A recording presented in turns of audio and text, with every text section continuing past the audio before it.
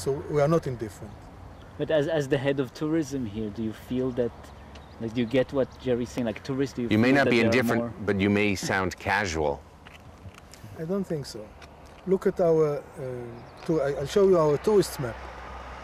And it says clearly, don't, under any circumstances, don't cross fences. Hike only in marked trails. And it's clear and obvious, even, I don't like it, you know, because you don't want to scare your visitors. But I put it in very, very clear. But as head of tourism, isn't that fun? Like, come to Israel and hike on the pavement. This is, you know. What type of advertisement is This that? is the problem, yeah. Or marked paths, and we hope they're all marked. You know, trust us.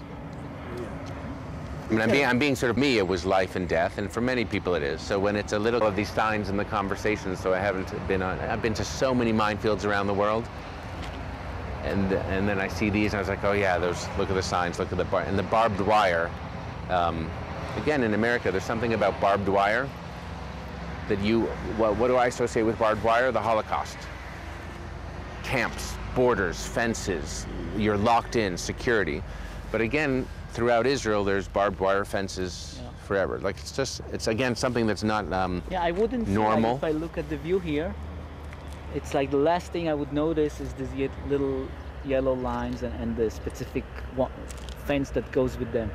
So I would see like everything else, and that would be kind of normal, like something for the. And here, it's really touching the road. So if I would stop to pee on the side of the road, I could be peeing on a landmine.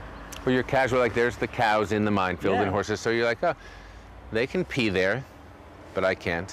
You know, but if you're an animal lover, if you get Pamela Anderson here, she's in a PETA, like who knows what will happen next. Let's go. You have cows, right? Cow or a horse from a minefield. No. Horse you cannot, because if he hurts his legs, so it's useless. And cow, you just slaughter.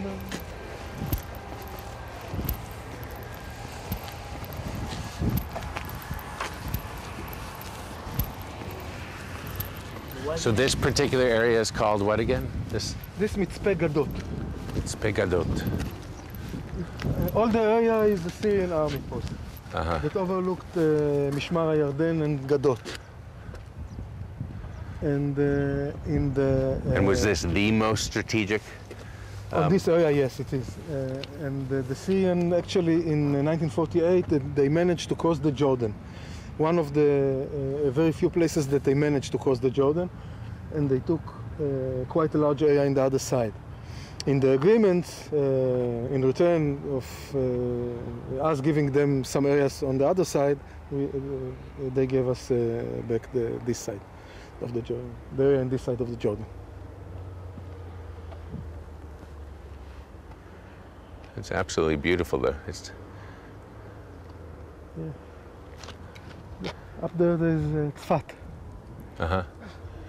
I guess that's the irony. Wherever there would be a military stronghold in Israel, it's a place where you would want to camp because it's the best views in town. Exactly. Exactly. This is the situation. You know, on the top of Mount Hermon, in the place that you would have built a restaurant on a tower like in Toronto, they have the same tower there, but it's not a restaurant. Yeah.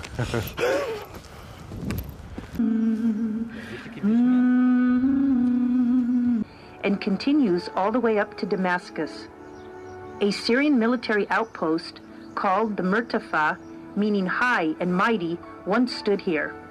This outpost dominated the Hula Valley. Down the trail in front of you is an old Syrian bunker with an impressive view of the Hula Valley. Not so very long ago, this valley was covered by the Hula Lake, rich with wildlife, fish, and unique vegetation. In 1951, Israel initiated a project to dry up the lake and the surrounding swampland, the purpose of which was to expand agricultural land and to prevent health hazards. The project lasted 6 years, during which the workers suffered from gunfire by the Syrian army. Recently, it was realized that this project created some ecological imbalance. As a result, a section of the valley has been reflooded and turned into a public park. Kibbutz Gadot, for which this lookout is named, is located just beyond the Jordan River. The beginning suffered repeated Syrian attacks until the end of the Six-Day War in 1967. The fields of the kibbutz had to be cultivated by armored tractors because of the danger posed to the farmers. Kibbutz Gadot, like other Israeli communities built along the Syrian border, raised an entire generation of children in underground bomb shelters. The attacks escalated during the 1960s and climaxed when Syria attempted to divert the water sources of the Jordan River. Kibbutz Gadot was completely destroyed twice by Syrian bombardment. The members of the kibbutz rebuilt the community after each attack. Rivka Geffen... Distance. So when I said Tel Aziziyat, like the landmine would have been laid, and it wasn't 67, it would have been already before I was born. So I was born in 1963. So that Tel Aziziyat was already in place? Yeah, it was before that because... Could have been laid on my birthday? It could have been. No, but it even laid, I think, it might be even in the end of the 50s because there was the time that there was the war on the water, the war on the sources of the Jordan, which was not very far from there. And this is, I think, the main cause of the 60 Days War, because they tried to divert the sources of the Jordan. Yeah. Many battles fought over that space in particular. Yeah. David Ivry was a pilot, and they probably shelled it many times. Oops.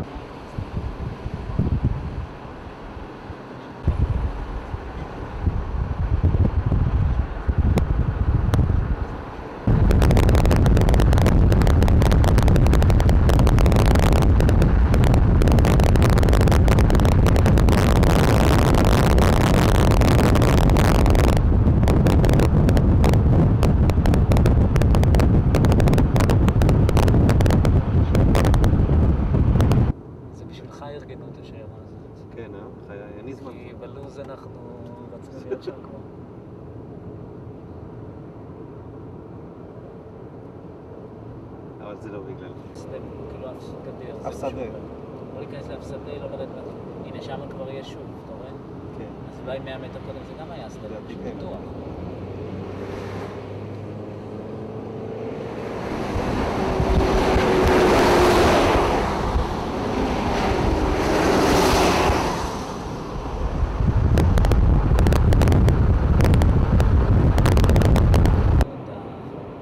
מה שהובטח, גם מה שכבר ניתן, זה לא...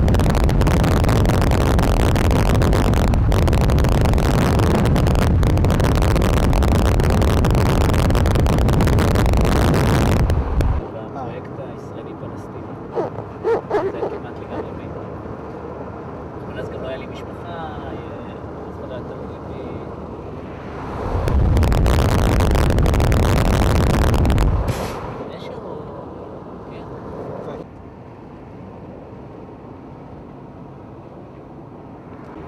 יכול להיות שפספסנו את הפנייה ימינה. אנחנו רואים אותם, לא? אז אתם בפנייה ימינה לקצרין?